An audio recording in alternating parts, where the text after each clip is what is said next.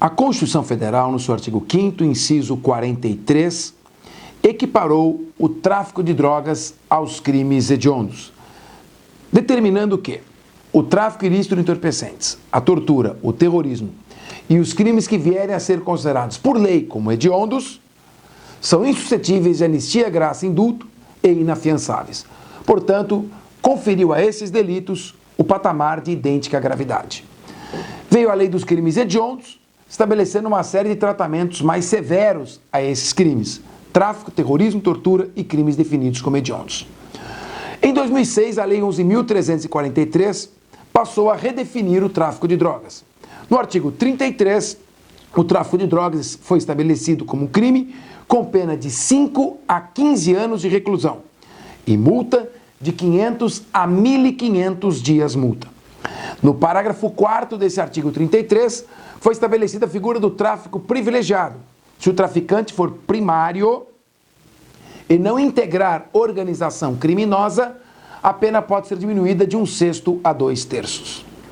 Bem, eu nunca gostei desta figura do tráfico privilegiado, o parágrafo 4º, porque, em primeiro lugar, por meio do pequeno traficante, as organizações criminosas espalham e disseminam a distribuição de droga, principalmente na porta de escolas.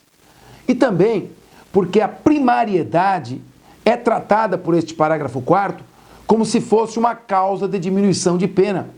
Se o traficante for primário e não integrar organização criminosa, a pena será diminuída de 1/6 a 2/3.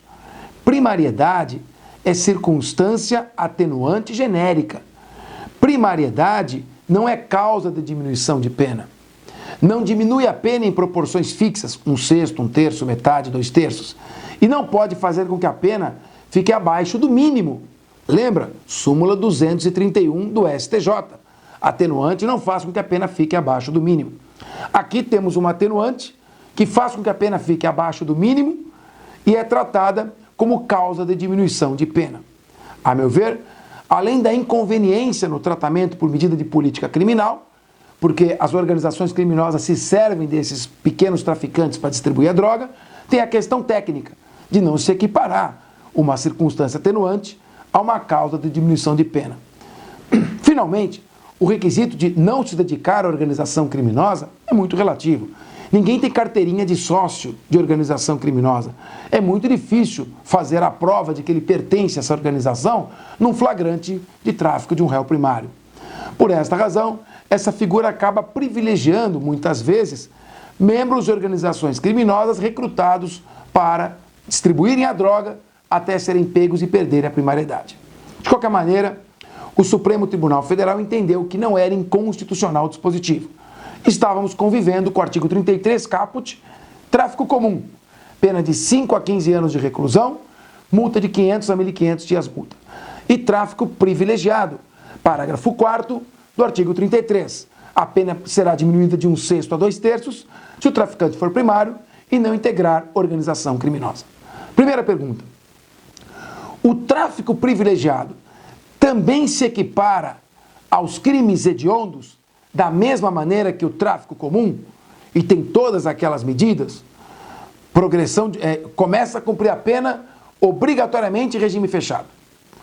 Progressão de regime só após o cumprimento de 2/5 da pena, se primário, e 3/5 se reincidente.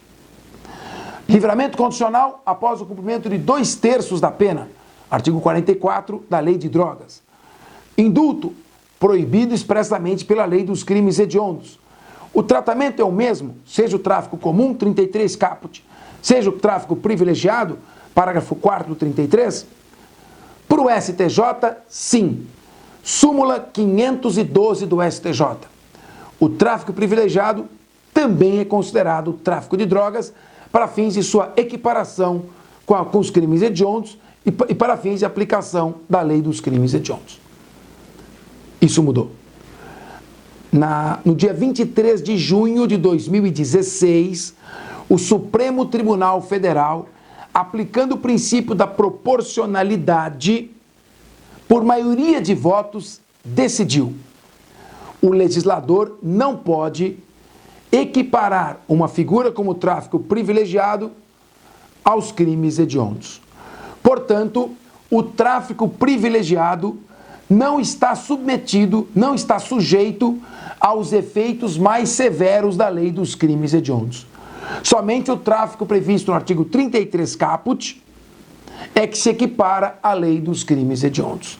É que se equipara aos crimes hediondos, terrorismo e tortura para os fins da lei dos crimes hediondos, Lei 8.072 de 1990. Assim, esta figura do tráfico privilegiado, além de permitir a redução de pena de 1/6 a 2/3, permite a progressão de regime após o cumprimento de apenas 1/6 e não 2/5 da pena.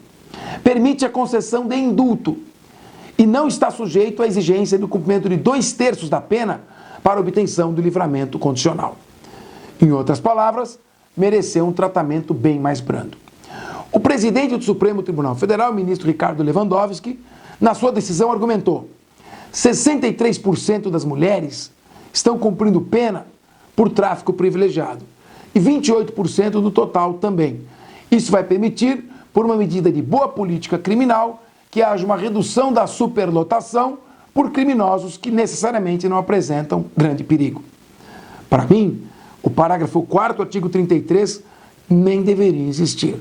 Ele pode, na verdade, servir de um escudo protetor para que as organizações criminosas recrutem traficantes primários que distribuam pequenas quantidades.